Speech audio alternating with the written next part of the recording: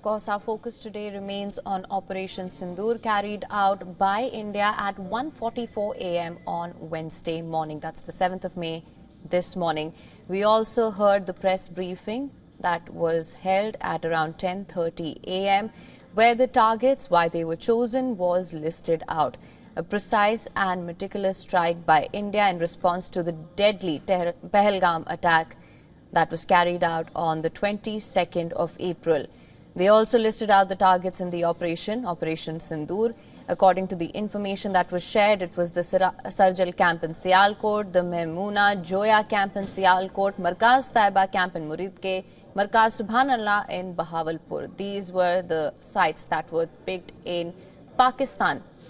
Now, for more on this, we're now being joined by Lieutenant General Subrata Saha, former Deputy Chief of Army Staff and currently a member of the National Security Advisory Board, joining us live from New Delhi. Thank you so much for joining us again. I'm sure you heard the press briefing as well. What would you say were the key takeaways from this meeting?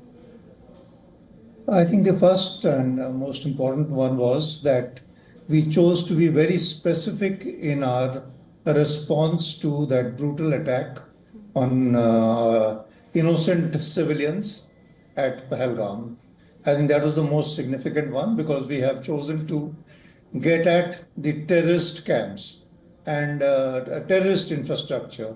One, the Lashkar-e-Taiba, and TRF is nothing else but a mutation of the Lashkar-e-Taiba, make no mistakes, and likewise the Jaish-e-Mohammed.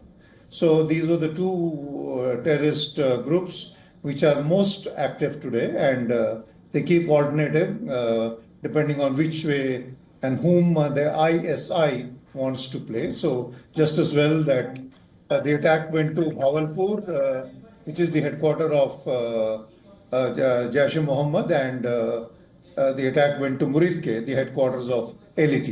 In both of them, I think it's a first that India has done. It has shed whatever inhibitions of the past and gone and struck at targets in Pakistan, Punjab. And in addition to that, it has also launched attacks on some launch pads, some training camps in Pakistan-occupied Jammu and Kashmir. So the widespread of 21 targets which were shown in the slide during the briefing, and those 9 specific targets. So I think first they are focused very categorically on that, and the press release which was there at just after midnight last night and reiterated now during the briefing was that we have not gone after military targets in Pakistan.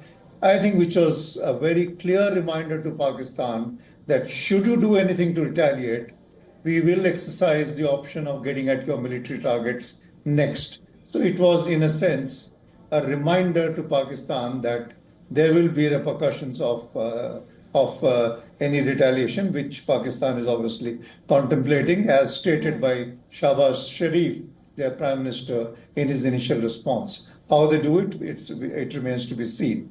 The third thing which comes out of the press briefing, of course, I think significant is the fact that the armed forces, I think, in a first of its kind, chose to have women officers to convey the message, which also I think is a very strong signal of Nari Shakti that the Prime Minister has been, emphasizing time and again, which has its own signaling, given the circumstances in which this operation was conducted. The third thing, in terms of the content of the press briefing, I think it was made very clear that despite previous operations in the past, Pakistan has chosen not to dismantle the terrorist infrastructure. So in other words, it is compelling India to act. It is compelling India to take such kinetic military action. It is compelling India to scale up, every time it is having to respond. Early on, India had restricted itself to launch pads, training camps within Pakistan-occupied Jammu Kashmir. Now you have compelled us to come and get at targets in Pakistan, Punjab. So I think that also came out very categorically during the course of the briefing. And finally, of course, they made it very clear that India is ready, Indian armed forces are ready to respond should there be any retaliation. So I think it was a very comprehensive, very clear-cut, unambiguous, unequivocal messaging Right. that was done through this press briefing. Lieutenant General Saha, in fact, I was just going to come to you and speak to you about that. One, the name Operation Sindoor, and then the decision to have two young women officers brief the world media on exactly how Operation Sindoor was carried out, namely Colonel Sophia Qureshi and Wing Commander Vyomika Singh, who conducted this briefing. How do you assess the significance of this? Well, as I was talking to you just before the press briefing also, the name that the government of India has chosen to give this operation Sindoor is absolutely significant because in India, the word Sindoor has great significance. And in this context, the way in which the terrorists singled out their targets, killed them in the presence of their wives so brutally.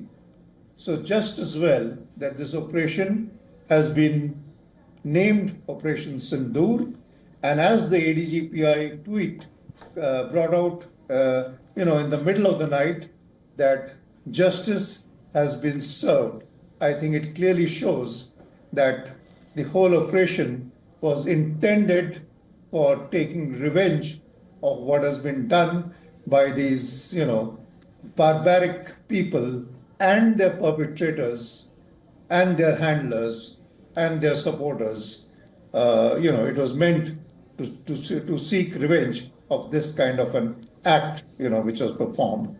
And the precision with which it has been done, the preciseness, and I should think the spread across all of Pakistan, Akbar, Jammu and Kashmir and Punjab, all of which has been behind this complete, machinery of terror has been dealt with in this, short 25 odd minutes of blow that was served in the middle of the night, says it all. Right, Lieutenant General Saha. Also, we have our reporter who's been reporting from Srinagar. He's been getting us all the on-ground updates as well. Pakistan continues to flex its military muscle. There's been continuous shelling across the LOC. From what we do know so far is 8 people killed in the Poonch sector. About at least 30 have been injured here. We saw this even in the run-up to what happened in Pahalgam. Then after that, in the run-up to what happened this morning, we have seen Pakistan keeps flexing its military muscle. If past precedence is anything to go by, Pakistan continues to take the same route. It's a rhetoric to mask perhaps its fatal vulnerabilities, which I'm sure it's very well aware of. However, if you were to go by the fake news, the narrative that's coming out of Pakistan, some also delusional comments that we've been hearing, some even calling it unprovoked attack by India. Do you think Pakistan is at this point a victim of its own delusions of grandeur?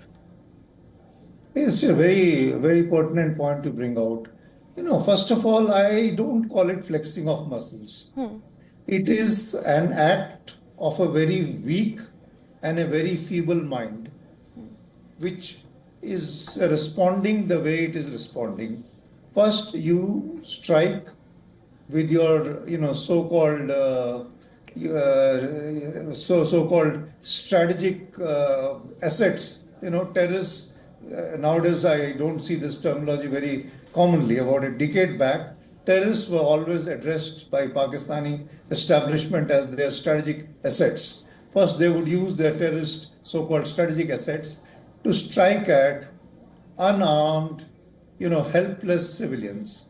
And now when you get it back, what do? You again start harming unarmed civilians by reckless firing from across the line of control. At the end of the day, what is it? I mean, you're firing continuously and causing damage to unarmed civilians and provoking the government of India to retaliate. You're asking for more. And as you say, it is completely delusional to think that you're going to achieve anything worthwhile out of it. In fact, Mr. Munir, General Munir is digging his own grave, let me tell you this, because the way they are going, and given the state of the country, given the state of the economics of the country, given the state of the poor politics in the country, my sense is it's only a matter of time when someone sensible in the country will come and upstick him from wherever he is. He is hoping somehow that, by this war rhetoric, he is going to be able to unite his country, which, given the circumstances, well, it remains to be seen where is it headed, because you can't be fighting wars by being continuously by begging from others. Today there may be some who are showing support for you, but this support can't be continuous. You can't be holding a begging bowl on the one hand and fighting with somebody forever.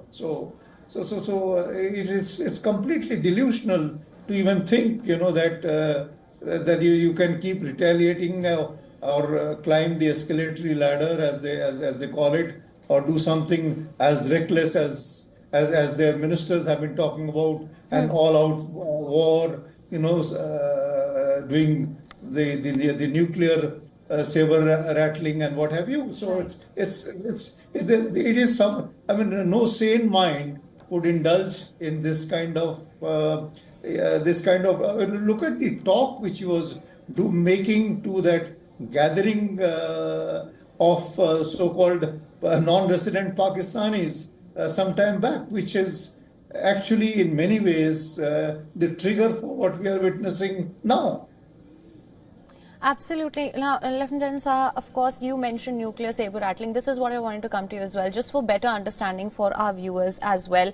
If we were to talk about the military strength, India's military strength, of course, it's fair to say at this point outclasses Pakistan's on every front. Since the 2019 Balakot strikes, it has aggressively upgraded its arsenal. Newer, deadlier weapons systems, air defense systems, the Rafale jets, cyber warfare capabilities, the naval dominance.